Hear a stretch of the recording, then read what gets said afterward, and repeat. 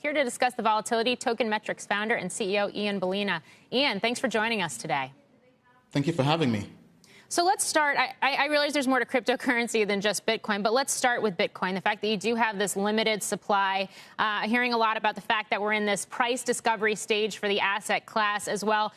Is the way to think about this, especially if you are a retail investor or somebody who's new to trading in general and this has caught your eye, you've gotten involved, the way to think about this, that at least with Bitcoin specifically, volatility is inherent to the product? Yes, absolutely. So cryptocurrencies, one of the beauties of them is that it's very volatile. But as a result of that, there's lots of upside. Lots of retail investors and traders are joining the space because of the huge gains, whether in Bitcoin, whether in Ethereum, whether in Dogecoin or meme coins. But at the end of the day, they should zoom out and have a big picture view. Because right now, Bitcoin and cryptocurrencies are building the future of finance, the future of open money. And if they have that big picture, then they should hodl and think long term.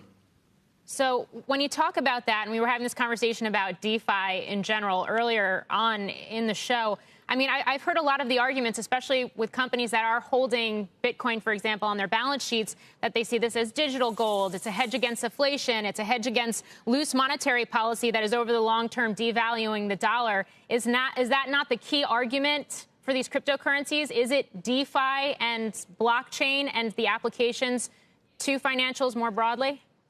Yes, I mean, so DeFi is a huge market. Decentralized finance is, in my opinion, building the new internet. It's building open finance. What does that mean? If we go back and look at the dot-com era, we had big companies like Google, Yahoo, Amazon, eBay. This was the first generation, the first wave of the internet. Then we had Web 2. This was basically social media, connecting people on the internet. We had YouTube, Twitter, Facebook, and now we have Web 3, taking those online communities and giving them entire ecosystem and currency to transact and be able to exchange value between two people with trust. So we view cryptocurrencies and this entire space as not just open finance, but as the next evolution of the internet. And when you have that big picture, then you can see the value of crypto assets. So then what becomes most attractive for somebody who maybe is willing to hodl, as you put it, and is willing to live with the volatility in this asset class right now? Is it Bitcoin? Is it Ether and Ethereum? Or is it something like the meme coins, which, I mean, SafeMoon is the one this week that's getting all the attention?